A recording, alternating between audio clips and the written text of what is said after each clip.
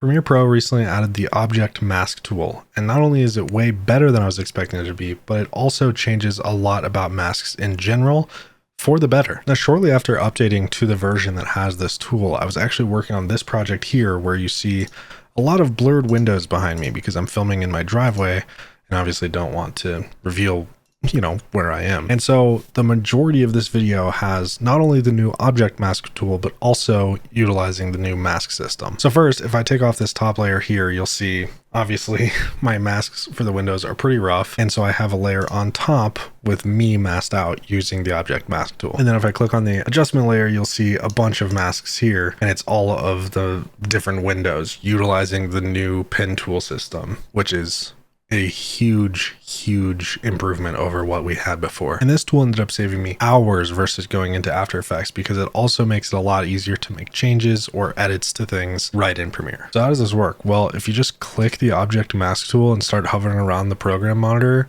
you're going to see this in action immediately. It's going to immediately start lighting up a bunch of different objects that it's detecting. One thing that's important to note is that you should go to the beginning of the clip if you're going to do a tracked mask. And if you've done it in After Effects, it is very similar to that system. Okay, so first I'm going to change this to sharp. You can also change the type of selection you're going to make. So you can do a lasso selection if you want, or you can do a rectangle selection. But also you can just select individual objects that it's already finding. So let's go ahead and make a mask of myself. So I'll just click me, and you see that it's already got my hat, even though it's detecting my hat as a different object. Another great feature of the new Premiere, I don't know if I've mentioned this, but just being able to straight zoom in on this whenever you want is super nice. So I'll go ahead and hold Alt to deselect the chair leg. And I could probably do this with a lasso tool, maybe a little easier. Okay, you see that I still have this here, but it's detecting it as an object, and by default you're going to be in add mode, so you don't have to hold shift like other apps.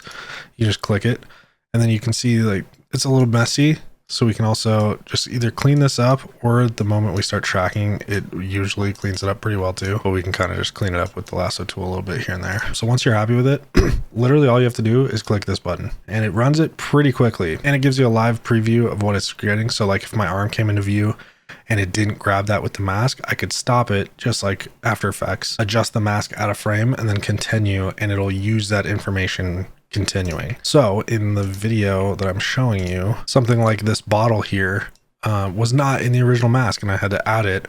And there was many times where something like my hat would turn or something and the mask would mess up a little bit. And it was super easy to just come in here, adjust the mask a little bit, and then retrack it. So if I go back to my clip of the mask, this is where the new mask mode kind of starts popping up. So we have unassigned masks here.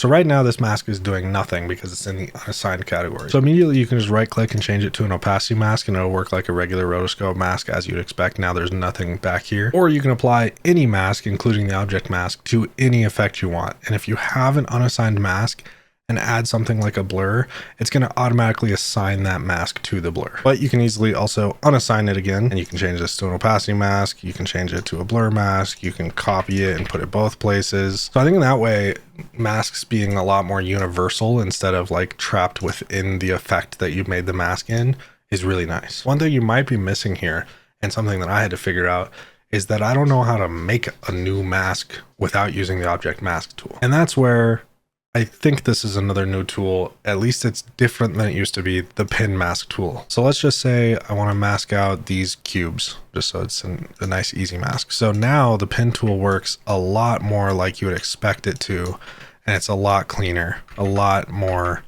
intuitive. So I'll just make a real quick garbage mask of the bins. And then let's say I want this to be blurred. So I'll just drag the pen mask down to the blur and then turn the blur on, and boom, it's just that simple. Now, one thing that I haven't actually figured out with these, and maybe somebody in the comments can help me, is that it is not as easy, or at least the same way as it used to be, to animate these masks. So what I'm talking about here is that usually you would click path and then you could animate the path, but you can see when I move the path, when I change the path, it doesn't automatically create a new keyframe. If I make a new keyframe, it's not animating at all. Wait.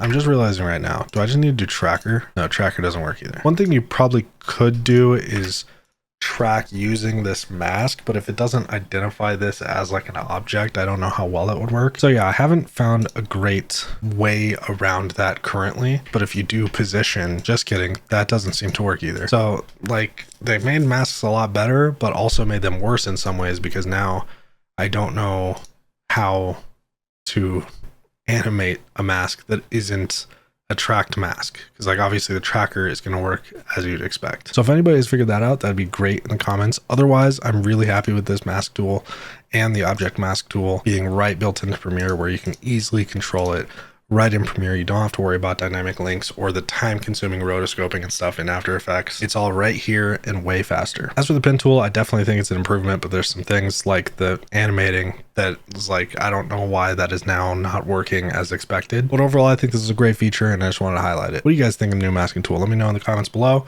I'll see you guys in the next one.